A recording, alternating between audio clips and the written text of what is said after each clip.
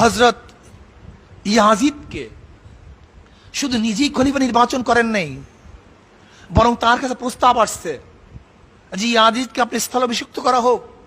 এর বহুবিধ কারণ আছে, কারণ ইসলামী জগতে বহুত রক্তপাত হয়েছে এই খেলাফতকে কেন্দ্র করে। তিনি চান নাই দ্বিতীয় কোনো রক্তপাত হোক, তাকে প্রস্তাব দিয়েছে অনেকেই। হযরত মুআবিয়া রাদিয়াল্লাহু প্রস্তাবকে গ্রহণ করেছেন।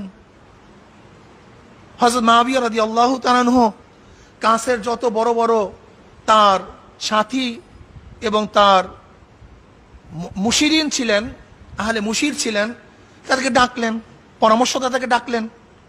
তারাও বলছেন ঠিকই সে যোগ্য। কারণ ইয়াজিদের তো এই 10 তারিখের মুহররমের 10 তারিখের 61 হিজরির এই 10 তারিখের ঘটনার আগে তো ইয়াজিদের ব্যাপারে কোনো কিলুকাল ছিল না। এমনকি ইতিহাসে পাওয়া যায় ইয়াজিদ তো প্রতিদিন 100 রাকাত নফল নামাজ পড়তেন, 100 রাকাত নফল নামাজ পড়তেন, সবসময় রোজা রাখতেন, হাফেজে কোরআন ছিল, হাদিসের ভান্ডার ছিল, অতুলনীয় জ্ঞান তার মধ্যে ছিল।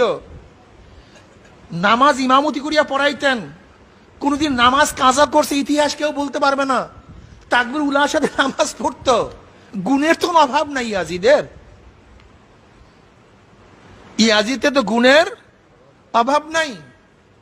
এরপর সিরিয়া, বসরা, ইরাক বহুত মানুষ তার কাছে বয়াত গ্রহণ করেছে, অনেক মানুষ বয়াত গ্রহণ করেছে।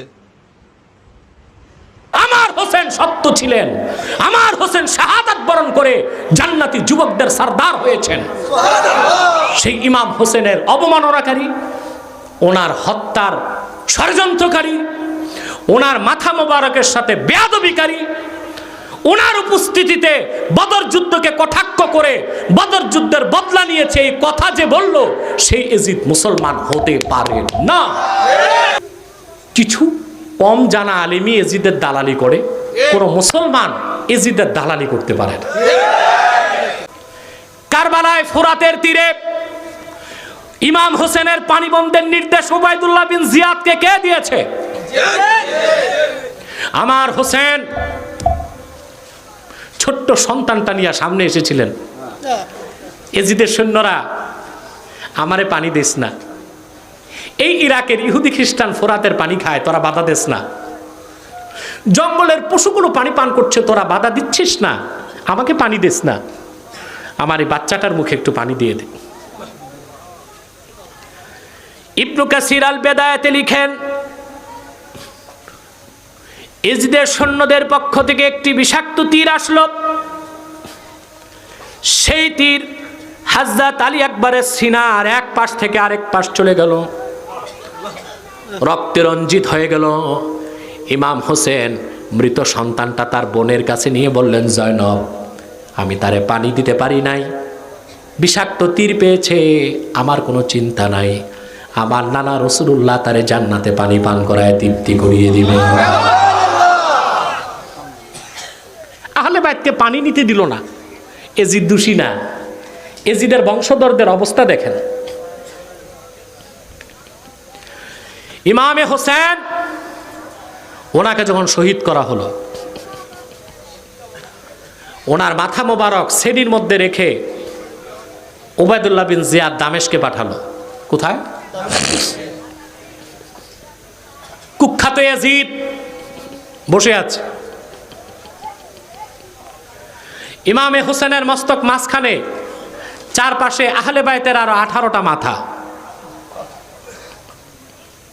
ইয়াজিদ ডাকলো দামেস্কের বড় বড় মানুষকে, ডেকে, কুখ্যাত ইয়াজিদ, ওর নামটা নিলে আমার মনে হয় এত ঘৃণা আসে তার উপর, সে ইমামে হোসেনের সামনের 2 দাঁতে ছড়ি দিয়া গুতা দিচ্ছে।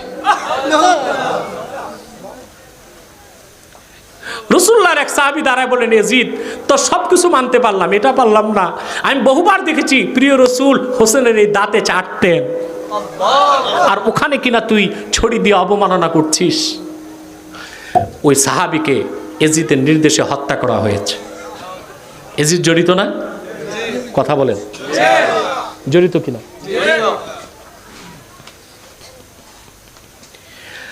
ইমামে হোসেনের মাথা রাখা দেহটা তো কারবালাতেই, দেহটা ইরাকে দাফন হয়েছে, মাথাটা দামেস্কে। কুখ্যাত এজিদ কবিতা পড়তে লাগলো।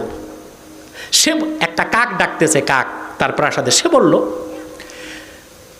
নাইবাল গোরাবু কুল তু কুল আওলা তাকুল কাত ইক্তাজাইতু মিনার রাসূলি দুয়ুনি। কাকের বলল, কাক তুই ডাক আর না ডাক, আজকে হোসেনকে হত্যা করে আল্লাহ রসুলের ঋণ শোধ করলাম। বদরে আল্লাহ রসুল, তার দাদা ছিল উতবা। কে ছিল? উতবা কাফের ছিল, সে মরছে বদরে। উতবা সহ 70 নেতা বদর যুদ্ধে মরেছে। সে বলল, আজকে আমার দাদা সহ কুরাইশ কাফের 70 নেতার বদলা নিলাম হোসেনকে হত্যা করে। মুসলমান, এই কথার পরে ইয়াজিদকে মুসলমান যে বলে ওই মৌলবীকে জুতা দিয়ে পিটানো দরকার। আর কুয়ার ব্যাং মারতে তো জুতা লাগে না, পাড়া দিলে ফ্যাস। ঠিক কিনা?